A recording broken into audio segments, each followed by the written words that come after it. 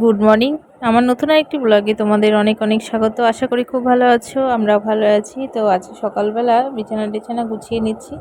এখন সকাল না, অনেকটাই বেলা হয়ে গেছে, দেখো সম্ভবত 11:30 বাজে এরকম।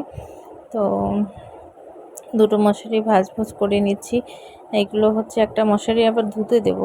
আমার যেদিন একটু ঠান্ডা পড়ে সেদিন আমি মোটা মশারিটা লাগাই, আর যেদিন গরম হয় সেদিন একদম পাতলা একটা মশারি আছে সেটা লাগাই। তারপরে স্নান টান করানোর আগেই আর কি মেয়েকে ঘুম পাড়িয়ে তুললাম। আর এই যে দিদিভাই সব জামা কাপড়গুলো কেচে মেলে দিচ্ছে এখানে। আর আজকে আমার ছেলে মেয়ের ইচ্ছে ছাদে স্নান করবে। তো মেয়ের ইচ্ছে না, মানে ছেলের ইচ্ছে। মেয়ে তো আর বুঝতে পারে না কি করবে। তো ছাদে এসে একটা জিনিস দেখেছি, যেন গাছের যে আমটা দেখেছিলে সেই আমটা পড়ে আছে। আর এই মেলার থেকে সানগ্লাস কিনেছে, সেটা পরে স্নান করছে। তো ঠান্ডা জলে স্নান করাচ্ছি, জানি না কতদূর কি করবে, কাশি না সর্দি হবে কে জানে। তো ছাদে এসেছি, আর অনেক পাকা লঙ্কা দেখলাম গাছে, সেগুলো তুলে নেব পরে। আর এই যে আজকে আমাদের হচ্ছে বিপত্তারিণী পুজো করেছে মা। তো ফ্রিজে প্রসাদগুলো রেখেছিল, মা বললো প্রসাদগুলো খেয়ে নিও। আর আমি কিছুটা প্রসাদ নিয়ে উপরে আসছি খাওয়ার জন্য। খেয়ে দিয়ে তারপরে মেয়েকে ঘুম পাড়িয়ে, এই যে বিকেল হয়ে গেছে এখন। তো অন্যদিন তো বিকেলের দিকে ঘুমোই, আর আজকে আমি বিকেলবেলা নিয়ে এসেছি হচ্ছে একটু হাঁটতে। অন্যদিন আমিও সময় পাই না, অফিসে থাকি আর ও ঘুমোয় থাকে, এর জন্য আমি ওকে নিয়ে বেরোনোই হয় না।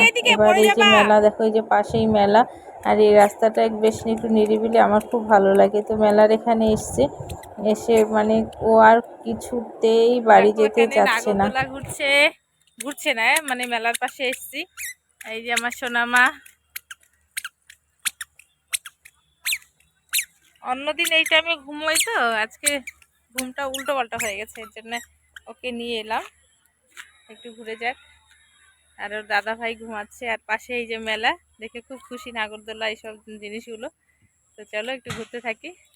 সুন্দর তো সব মিলে এত মানে ভালো লাগলো না আজকে এই মেলার। এই যে দেখো মেঘলা আকাশ আর সূর্যটা ডুবছে, একটা রক্তিম আভা, খুব সুন্দর লেগেছে জানো।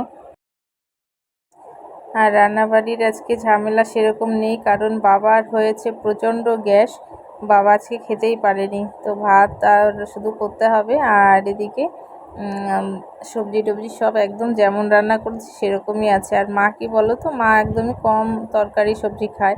আর এই যে দেখেছো যে আমটা, এটা আমি শোকেসের উপরে রেখেছি, এখনও পাকেনি, পড়ে গেছে, জানি না কি কারণে। আর মেয়ের এখন দেখে সেটা লাগবেই, তো ওকে আমি ঘুম পাড়াতে নিয়ে এসে ওর এটা লাগবেই, তো মুখে দিয়ে দেখো কেমন করছে। তো ভেবেছিলাম যে আজকে একটা কেকের অর্ডার আছে, সেটা বানিয়ে তারপরে আমি করব।